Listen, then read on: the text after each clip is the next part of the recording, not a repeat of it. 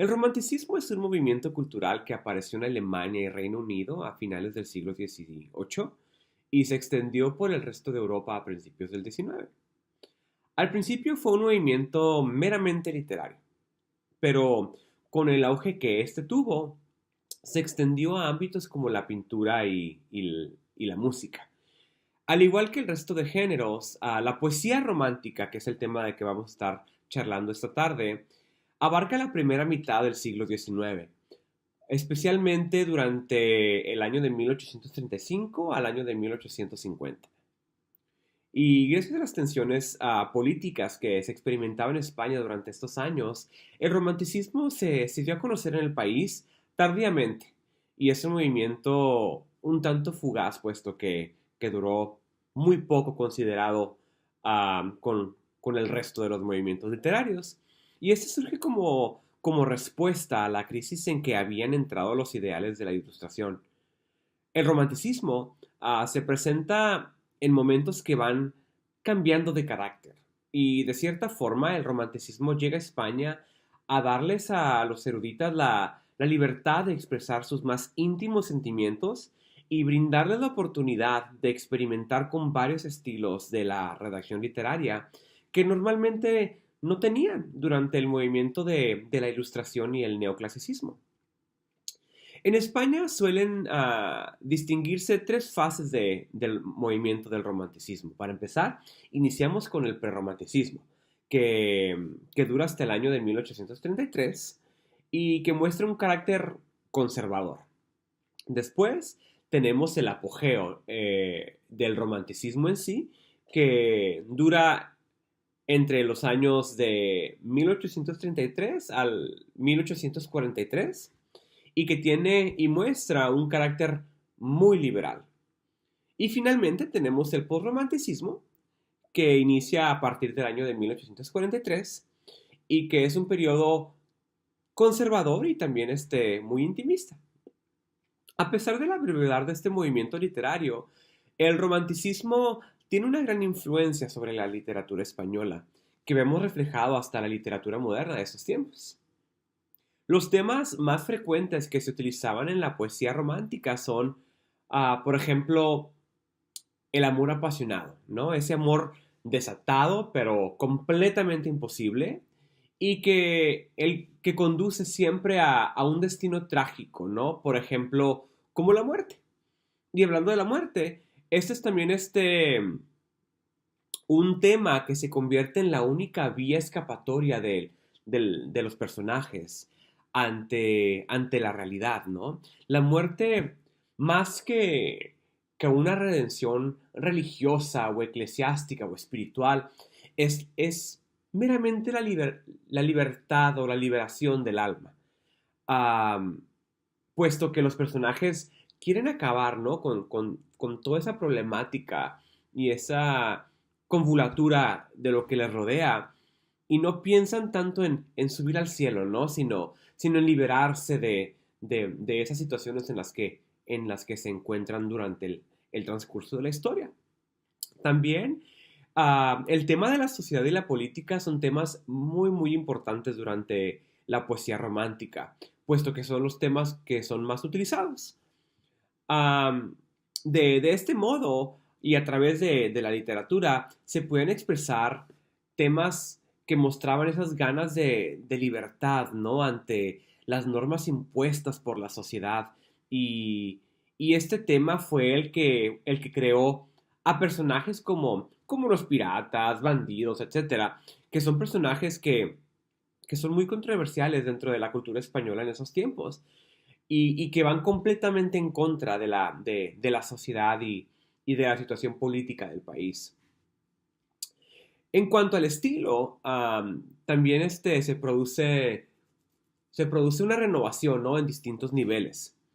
Por ejemplo, a nivel léxico, tenemos un vocabulario, ¿no? Que pertenece a los mismos campos semánticos del tipo decepción, insatisfacción, desilusión, amor, muerte. Y además también tenemos temas con ambientes muy abruptos como la noche, la ruina, la naturaleza desbordante, ambientes misteriosos, exóticos. Y este vocabulario representa un simbolismo muy fuerte dentro de la poesía romántica, puesto que este vocabulario está reflejando el sentir del autor. También el uso de imágenes es muy importante dentro de la poesía romántica, puesto que también refleja, ¿no? En un plano completamente distinto y subconsciente de cierta forma el sentir del escritor y de los personajes en el cuadro de la historia. Por ejemplo, si hablamos de que el personaje está pasando por un momento de melancolía o de disturbio emocional, vemos esa imagen reflejada en la naturaleza, por ejemplo, con colores muy grisáceos, muy oscuros, con temporadas, por ejemplo, del clima fríos. Por ejemplo, contrariamente, también tenemos los momentos en el que el personaje o el autor se encuentra feliz o en un momento de éxito sentimental o político positivo, y vemos cómo es que también esas imágenes se tornan mucho más iluminadas, mucho más cálidas, ¿no? También un estilo también que se ve muy relevante durante la poesía romántica es la métrica, ¿no? El autor ahora tiene libertades que normalmente no tenía durante el neoclasicismo y la ilustración, que es, por ejemplo, jugar, ¿no? Con el verso y la prosa, o también, por ejemplo, también experimentar con ciertas métricas de escritura, ¿no?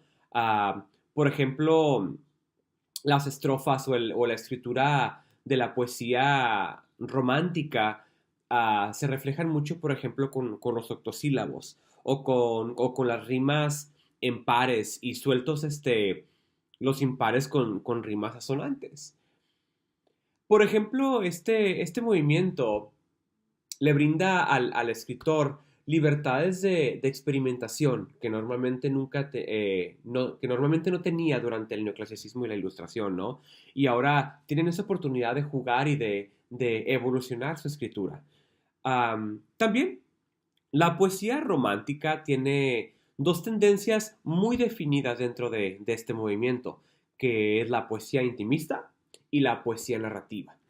Para empezar, la poesía intimista o la poesía lírica está basada completamente a los anhelos y las frustraciones y los sentimientos muy íntimos del autor, ¿no? Usa expresiones de sentimientos como el amor, el desengaño, la soledad, o también opiniones y temas, ¿no? Sociales y religiosos. Am, También se presentan elementos simbólicos muy románticos, ambientales, ¿no? Como lugares solitarios, cementerios, ruinas, campos de batalla, etcétera. También se muestran numerosos símbolos que representan, por ejemplo, y transmitían también de esa misma forma la tristeza y la melancolía. Algunos de los autores más destacados bajo esta tendencia del romanticismo son, en mi opinión, son Becker, Espronceda y Rosalía de Castro. Por otra parte, también tenemos la poesía narrativa, ¿no? La poesía narrativa relata sucesos históricos y legendarios, ¿no? Y era muy común involucrar bajo esta narrativa a personajes los cuales recurren a la forma dialogada, ¿no? En este sentido, estos poemas parecen a los cuentos. Esta poesía combina la descripción y el diálogo para lograr una narración, perdón, muy particular. Y los autores más reconocidos dentro de esta poesía narrativa, en mi opinión, son también Espronceda, Zorrilla y Becker. En la literatura, la poesía se convertirá en el género más representativo del romanticismo, ya que a ella se le adjudica la expresión auténtica y verdadera de la intimidad, de la privacidad y de lo sentimental. En conclusión, la poesía romántica nos muestra a un autor más humano, con la capacidad de mostrar sentimientos y vulnerabilidades. Valiente, heroico, pero también solitario y un tanto melancólico. A pesar de que el romanticismo es un movimiento que tiene poca duración en España, es un movimiento que revolucionó y cambió la dirección de la literatura española completamente.